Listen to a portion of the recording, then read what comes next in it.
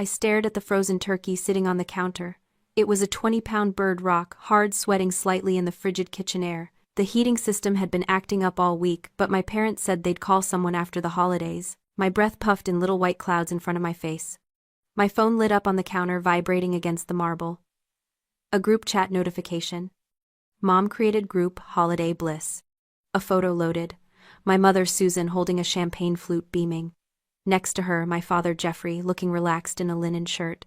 And in the background, my twin sisters Ashley and Jessica already wearing oversized sunglasses, clinking glasses in what was clearly a first-class cabin. The caption read, "Finally some peace." Then a text message followed, simple and efficient.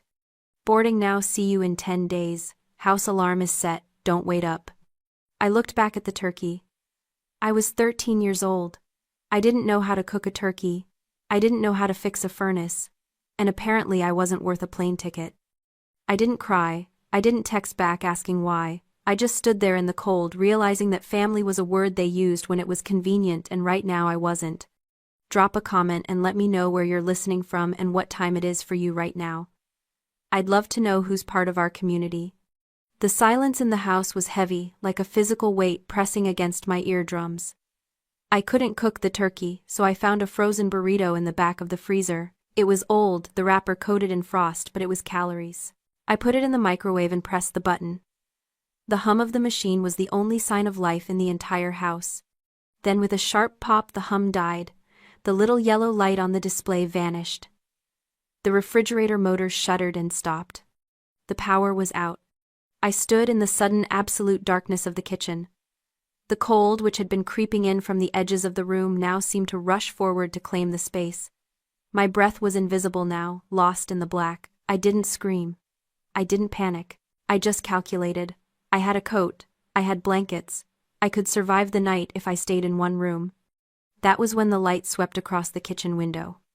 Twin beams of high-intensity white light cut through the darkness, illuminating the dust motes dancing in the freezing air. A car was pulling into the driveway. For a second, a pathetic, childish part of me thought they had come back. That they had realized they couldn't leave a 13-year-old alone for 10 days. I ran to the window. It wasn't my parents' sedan. It was a massive matte black SUV idling like a predator at the gate. A man stepped out. He was tall, wearing a heavy wool coat that looked like it cost more than the car my mother drove. He didn't rush. He walked to the front door with the steady, inevitable pace of a man who owned the ground he walked on. The doorbell didn't ring, no power, but the heavy knock echoed through the foyer. I opened the door. I knew who he was, though I had only seen him in hushed conversations at funerals or in the background of old photo albums. Uncle Robert. The black sheep, the billionaire industrialist my father called soulless and my mother called dangerous. He didn't say hello. He didn't offer a hug or a platitude. He looked at me, taking in my shivering frame, the dark house and the frozen breath in the air. Then he looked past me into the black void of the hallway. "They set the security alarm," he said, his voice like gravel, "but they didn't set up the auto pay for the electric bill." He stepped inside, not waiting for an invitation. He pulled a leather glove off his hand and checked his watch. "Uncle Robert," I whispered. He looked down at me. His eyes were cold, gray, and completely devoid of pity. They were analytical. He was assessing a problem. "Pack a bag, Alyssa," he said. "Essentials only. You are not staying in a museum." "Where are we going?" "Away from here." I ran upstairs. I didn't pack toys. I didn't pack the photo of my family that sat on my nightstand. I packed clothes, my school books, and my laptop. It took me 4 minutes. When I came back down, he was standing in the kitchen looking at the 20-pound turkey still sitting on the counter, useless and freezing. "Leave it," he said. "Let it rot. It suits them." I walked out the front door and climbed into the passenger seat of the SUV. The interior smelled of expensive leather and conditioned air. It was warm. As we pulled away, I watched my childhood home disappear in the rearview mirror, swallowed by the dark. I didn't know it then, but I had just crossed a border. I was leaving the world of the discarded and entering the world of the architects. Living with Uncle Robert wasn't about healing. It was about recalibration. His house, a brutalist fortress of concrete and glass perched on the edge of a cliff, didn't have cozy corners. It had sightlines. It had structural integrity. It had silence, not the empty, terrifying silence of my parents' house, but a deliberate, heavy silence that felt like a shield. For the first few months, I tried to make myself invisible. I was an expert at it. I moved through rooms without making a sound. I ate quickly, cleaned up immediately, and retreated to the guest room before anyone could remember I was there. I thought this was the rent I had to pay for existing. One evening, Robert found me sitting in the library, tucked into the shadow of a bookshelf, watching him work at his desk. I froze, waiting to be reprimanded for lurking. He didn't look up from his documents. "You're doing it again," he said. "Doing what I asked," my voice barely a whisper. "Disappearing. You think if you're quiet enough, you won't be a burden. You think silence is a deficit." He finally looked up, pinning me with that gray, analytical stare. "You're wrong. Silence is data." He beckoned me over. He pointed to a blueprint on his desk, a complex commercial development. "Tell me what you see." I looked at the lines. "I see a lobby, elevators, offices." "Look closer. What do you see?" I hesitated. Then I let my natural instinct take over, the instinct honed by 13 years of watching a family that never watched me back. "The flow is wrong," I said. "The reception desk faces the window, so the receptionist will be blinded by the afternoon sun. The elevators are too far from the main entrance, so people will congregate in the middle and block the flow. It's inefficient." Robert smiled. It was a terrifying, sharp thing. "Exactly. You see the flaws because you spend your life in the background watching how people move. Your family ignored you, Alyssa. They treated you like furniture. But while they were busy posing for photos, you were studying the room. You noticed the cracks in the foundation while they were admiring the paint." That was the moment the narrative shifted. He didn't offer me pity for being the forgotten child. He offered me a job description. "The gift of the shadow," he called it. The ability to see the truth, because no one thinks you're important enough to hide it from. "You don't talk, Alyssa," he told me. "You watch. That isn't weakness. That is dangerous. That is power." From that day on, my education began. He didn't buy me dolls or video games. He bought me books on structural engineering, contract law, and negotiation tactics. He taught me that architecture wasn't just about buildings. It was about controlling behavior. If you control the structure, you control the people inside it. My teenage years weren't marked by proms or football games. They were marked by site visits and board meetings, where I sat in the corner taking notes on who was lying and who was desperate. I stopped checking my phone for texts from my mother. I stopped looking at the photos of their vacations in the Bahamas or the Alps. Those glossy images were just facades, and I was learning to look past the cladding to the rotting beams underneath. I wasn't the abandoned daughter anymore. I was a project under construction. And the foundation was being poured with concrete, steel, and absolute cold resolve. By the time I was 16, I had learned more about leverage than most adults learn in a lifetime. But there was one lesson left. I needed a workspace. My desk was a card table I'd salvaged from the basement, and it wobbled every time I erased a line. I found Robert in the solarium, reviewing quarterly reports. "I need a new desk," I said. "And a drafting lamp. The lighting in my room is insufficient." He didn't look up. "How much?" $800. I blinked. He wasn't stingy. He drove cars that cost more than houses. Why not? "Because buying you furniture teaches you nothing. Building it teaches you everything." He slid a check across the table. It was for $5,000. "This is your budget. I don't want you to buy a desk, Alyssa. I want you to design a sanctuary." He looked at me then, his eyes boring into mine. "Your family made you feel unsafe in your own home. They made you feel like a guest who overstayed their welcome. I want you to build a room where you are the authority, where you feel untouchable. If you can build that, you can build anything." I took the check. I spent the next 3 months obsessed. I didn't just buy furniture. I curated an environment. I tore up the carpet to reveal the concrete subfloor. I painted the walls a deep slate gray that absorbed the light rather than reflecting it. I designed a custom L-shaped desk and hired a local welder to build the frame, negotiating the price down by pointing out flaws in his previous work. I installed soundproofing. I bought an ergonomic chair that felt like a cockpit. I created a space that wasn't soft or pretty, it was a command center. When it was finished, I called Robert in. He stood in the doorway, his eyes scanning the room. He checked the welds on the desk. He tested the throw of the light. He noted the acoustic panels. He turned to me and nodded. Just one sharp, decisive nod. Good, he said. That nod was worth more than the $5,000. It was validation. It was the first time an adult had looked at something I created and treated it with respect. Meanwhile, my phone kept buzzing with the ghost life of my other family. Mom just landed in Aspen, the twins look adorable in their ski gear. Dad, thinking of you, hope you're studying hard. I scrolled past the photos of them drinking hot cocoa in a lodge I would never visit. I looked at their smiling, vacuous faces. Years ago that would have crushed me. I would have wondered what was wrong with me. But sitting in my gray, silent sanctuary surrounded by the smell of fresh paint and ozone, I realized something. Their rejection hadn't broken me, it had freed me. I didn't need their approval to fill a room, I could build my own walls. The years blurred into a singular focus. I graduated high school early. I went to architecture school funded entirely by Robert, who called it an investment in infrastructure. I graduated top of my class. I started my own firm at 24. By 28, I was designing skylines. I was the architect, and my foundation was unshakable. Uncle Robert didn't fade, he concluded. It was a business decision. His heart was failing, the structural integrity compromised beyond repair. He refused the hospital. He chose the master bedroom overlooking the ocean where he could monitor the tides. 2 days before the end, he summoned me. He wasn't sentimental, he was strategic. Sit, he rasped, his voice like dry leaves on concrete. He pointed to a thick, sealed manila envelope on the nightstand. That is the demolition order. Do not open it until the reading. I won't. They will come back, Alyssa. The moment the heart monitor flatlines, they will smell the money.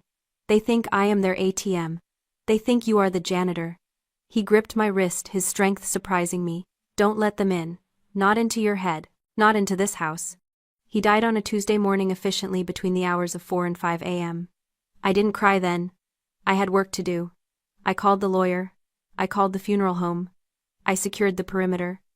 The funeral was held 3 days later. It was a small private service at the Cliffside Chapel, or it was supposed to be. At 10:55 a.m., a fleet of 3 stretched limousines rolled up the gravel drive. They were rented. I recognized the company plates. My family stepped out. They were dressed in designer morning wear, black silk, oversized sunglasses, veils. My mother, Susan, practically collapsed into my father's arms, sobbing loudly for a brother she hadn't spoken to in 15 years. My sisters Ashley and Jessica were live streaming their grief, dabbing at dry eyes with lace handkerchiefs. They looked like a bad production of a Greek tragedy. I stood by the grave wearing a sharp charcoal suit I'd designed myself. They walked right past me. They didn't see the CEO of a multi-million-dollar firm. They saw the 13-year-old girl in the frozen kitchen. They saw a non-entity. Poor Robert, I heard Susan whisper to Jeffrey loud enough for half the congregation to hear. Thank God he didn't marry.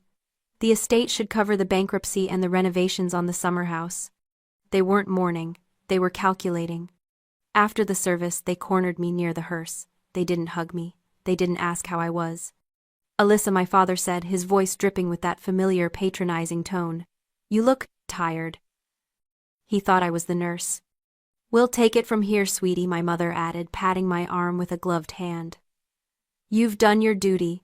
We're going to head up to the house to appraise the furniture. We need to see what's worth keeping before the estate sale. She held out her hand. Do you have the keys, or do we need to call a locksmith? I looked at them, and suddenly the architecture of their cruelty made perfect sense. For them to be the Golden family, they needed a failure. They needed me to be the broken, abandoned niece who scrubbed the floors. If they acknowledged that I was the one in power, that I was the architect, their entire self-image would collapse. They needed me to be small so they could feel big. They weren't just vultures, they were parasites starving for a host. The lawyer has the keys, I lied, my voice flat and cold. The reading is tomorrow at the firm. Until then, the house is sealed. Sealed, Ashley scoffed. It's our house. Tomorrow, I said, and turned my back on them. I walked to my car, got in, and watched them in the rearview mirror, arguing with the security guards I had hired to keep the gate locked. The conference room at the law firm was designed to intimidate. It was all dark, mahogany, floor-to-ceiling windows, and air conditioning set to a temperature that kept you awake. My family sat on one side of the table. I sat on the other. Jeffrey was checking his watch, tapping a manicured finger against the polished wood. Susan was whispering to the twins, Ashley and Jessica, who were scrolling through real estate listings on their phones. They were already spending the money. They looked at me only once with a mixture of pity and annoyance, like I was a stain on the tablecloth they couldn't quite scrub out. The lawyer, Mr. Sterling, entered the room. He didn't carry a briefcase. He carried a single, thin file folder. He sat down at the head of the table and adjusted his glasses. Robert preferred efficiency, he said, his voice dry as dust. So I will be brief. Just read the numbers, Jeffrey said, leaning back in his chair. We know he was liquid. Sterling ignored him. He opened the folder. To my brother Jeffrey, he read. I leave you the debt you accrued in 1998. The promissory note for the failed venture is hereby forgiven. You are now solvent. You are welcome. Jeffrey blinked. What? That debt was written off years ago. Where is the cash? Sterling continued. To my sister-in-law, Susan, I leave you the silence you gave your daughter. May it bring you the same comfort it brought her. Susan's mouth fell open. I don't understand. Is this a joke? And finally Sterling said, looking directly at me. To my niece Alyssa, the architect of her own life, I leave the entirety of my estate. The firm, the properties, the investment portfolios, and the residual assets. Everything. The silence in the room lasted exactly 3 seconds. Then it detonated. That's illegal, Jeffrey slammed his hand on the table. He was senile, she manipulated him, she was his nurse, she coerced him. We're contesting this, Ashley screamed, dropping her phone. That's our money, we're the family. I didn't move. I didn't speak. I watched them unravel, with the detached interest of a scientist observing bacteria under a slide. Sterling raised a hand. There is one more document, he said. The room quieted heavy with the desperate hope that this was the correction, the real will. Mr. and Mrs. Miller Sterling said to my parents, You claim Alyssa coerced Robert. However, this document suggests a different dynamic. He slid a piece of paper across the mahogany table toward Jeffrey. It was yellowed with age. I recognized Robert's sharp, angular handwriting, and next to it the loopy, careless signatures of my parents. What is this? Susan whispered. A loan agreement, Sterling said, dated December 24th, 15 years ago, the day you left for the Bahamas. My blood ran cold. The date, the frozen turkey, the empty house. You borrowed $500,000 from Robert, Sterling continued, his voice devoid of emotion. To cover gambling debts and lifestyle maintenance. Robert agreed to pay it on one condition. He pointed to a clause at the bottom of the page. Collateral, Sterling read. In exchange for this sum, Jeffrey and Susan Miller agree to waive all parental claim to Alyssa Miller. They agree to transfer physical custody to Robert Miller and cease all financial and emotional support. They agree that the child is the burden of the lender. The world stopped turning. They hadn't forgotten me. They hadn't just been negligent. They had sold me. I looked at the paper. $500,000. That was my price tag. That was why they never called. That was why they never came back. It wasn't because I was unlovable. It was because they had cashed the check. I looked up at my parents. I expected to see shame. I expected to see regret. Instead, I saw annoyance. We were in a bind, Jeffrey said, his voice rising in defense. He had all the money. It was the only way he would help us. We did what we had to do to survive. We gave you a better life, didn't we? You lived in a mansion. We sacrificed you, Susan cried, tears streaming down her face, tears for herself. It cost you exactly $500,000, I said. My voice didn't shake. It was the voice of the architect. And you spent it all. This is entrapment, Jeffrey shouted at the lawyer. He can't hold that against us. We want our share. You got your share, I said. I stood up. The chair scraped loudly against the floor. 15 years ago, you traded a daughter for a lifestyle. The transaction is complete. I looked at the document one last time. It wasn't a tragedy. It was a receipt. The room was silent, save for the hum of the air conditioning. I stood there looking down at the people who had given me life and then sold it for a quick payout. I didn't feel anger anymore. I felt clarity. The kind of clarity you get when you finally see the structural flaw in a building that's been doomed from the start. Alyssa, my mother whimpered, reaching a hand toward me. Please. We're your parents. I looked at her hand. It was trembling, not with love but with the desperate realization that the ATM was closed. No, I said, you're borrowers, and your credit is no good here. I turned and walked out of the conference room. I didn't look back. I walked through the lobby of the law firm, past the receptionist, who nodded respectfully, and out into the bright, blinding sunlight of the parking lot. I got into my car and drove. I drove past the city limits, past the suburbs where families were living lives I would never understand, and up the winding coastal road to the cliffside house. My house. When I arrived, the gate was open. Security was escorting a familiar black sedan off the property. My parents. They had come straight here hoping to. What beg steal break in? I stopped my car in the driveway and got out. Jeffrey saw me. He rolled down his window, his face twisted with rage. You ungrateful little. Get off my property, I said. My voice was calm. It carried over the sound of the ocean below. Or I will have you arrested for trespassing. This isn't over, he screamed as the security guard waved him forward. We'll sue, we'll take everything. You already took everything, I said. And you spent it. Now get out. I watched them drive away, their taillights disappearing around the bend. Then I turned back to the house. The brutalist concrete structure rose against the sky, stark and unyielding. It wasn't warm, it wasn't fuzzy. But it was strong. I walked inside and closed the heavy front door. I turned the lock. Click. It was the most satisfying sound I had ever heard. I walked to the kitchen, opened my laptop and logged into my contacts. Susan Miller. Delete. Jeffrey Miller. Delete. Ashley Miller. Delete. Jessica Miller. Delete. One by one, I erased them. I blocked their numbers. I filtered their emails to trash. I dismantled the connection with the same precision I used to draft blueprints. I closed the laptop.